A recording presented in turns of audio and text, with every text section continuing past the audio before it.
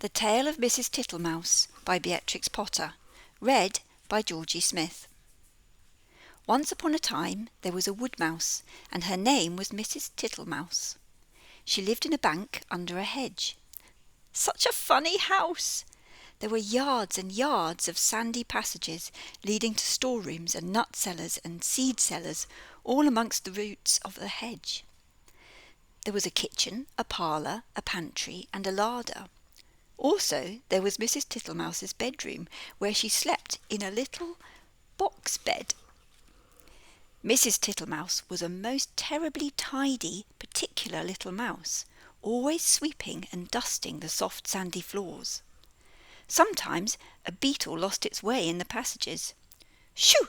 Shoo! Dirty little feet!" said Mrs. Tittlemouse, clattering her dustpan. And one day a little old woman ran up and down in a red spotty cloak. "Your house is on fire, Mother Ladybird. Fly away home to your children." Another day a big fat spider came in to shelter from the rain. "Beg your pardon, is this not Miss Muffet's? Go away, you bold bad spider, leaving ends of cobwebs all over my nice clean house." She bundled the spider out at the window. He let himself down the hedge with a long thin bit of string. Mrs. Tittlemouse went on her way to a distant storeroom to fetch cherry stones and thistledown seed for dinner. All along the passage she sniffed and looked at the floor. "I smell a smell of honey. Is it the cowslips outside in the hedge?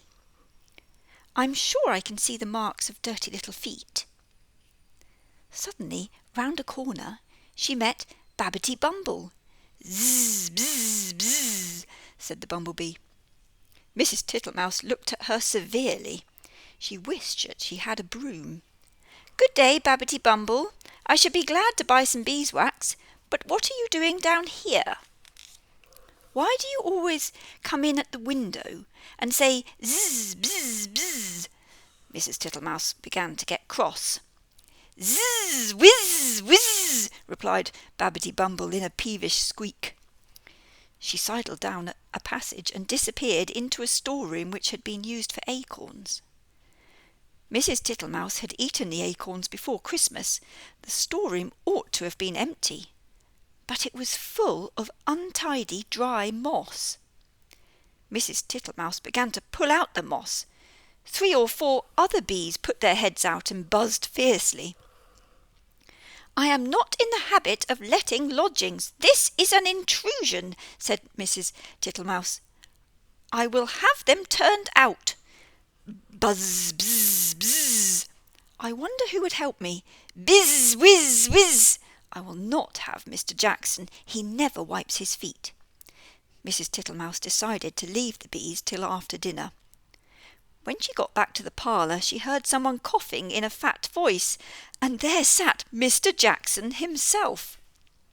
He was sitting all over a small rocking chair, twiddling his thumbs and smiling, with his feet on the fender.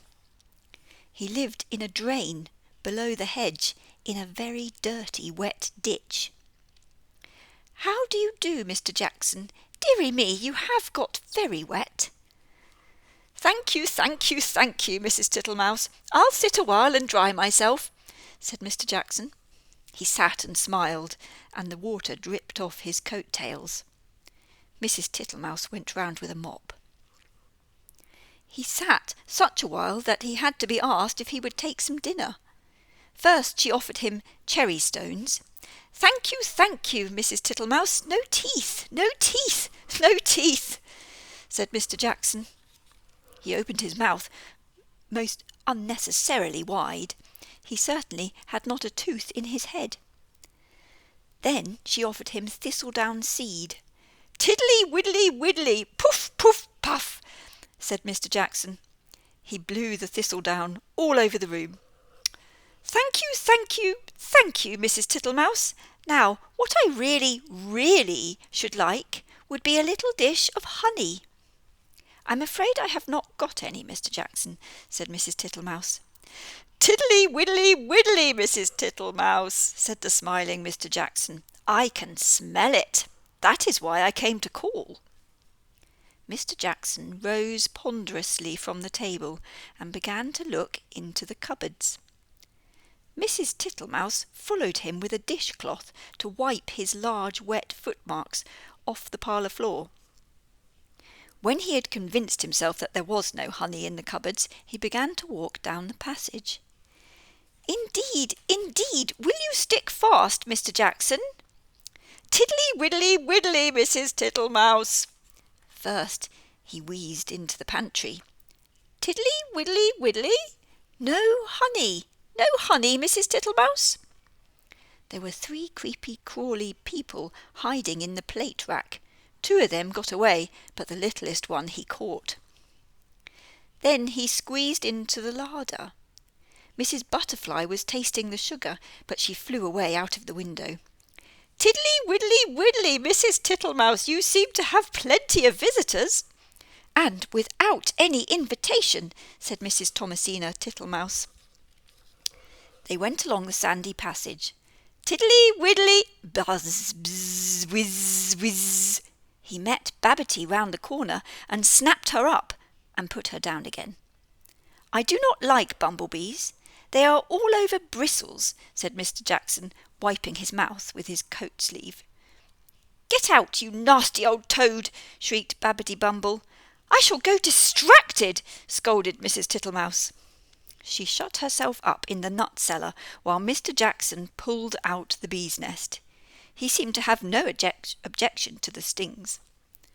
When Mrs. Tittlemouse ventured to come out, everybody had gone away. But the untidiness was something dreadful. Never did I see such a mess. Smears of honey and moss and thistledown and marks of big and little dirty feet all over my nice clean house. She gathered up the moss and the remains of the beeswax. Then she went out and fetched some twigs to partly close up the front door.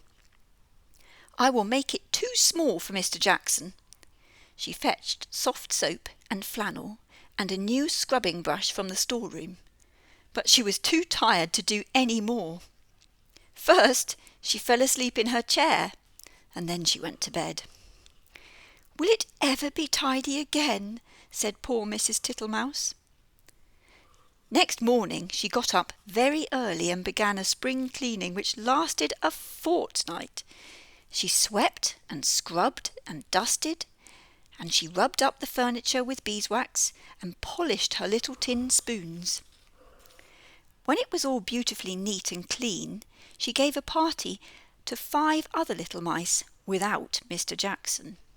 He smelt the party and came up the bank, but he could not squeeze in at the door. So they handed him out acorn cupfuls of honeydew through the window, and he was not at all offended. He sat outside in the sun and said, "Tiddly widdly widdly, your very good health, Mrs. Tittlemouse." The end.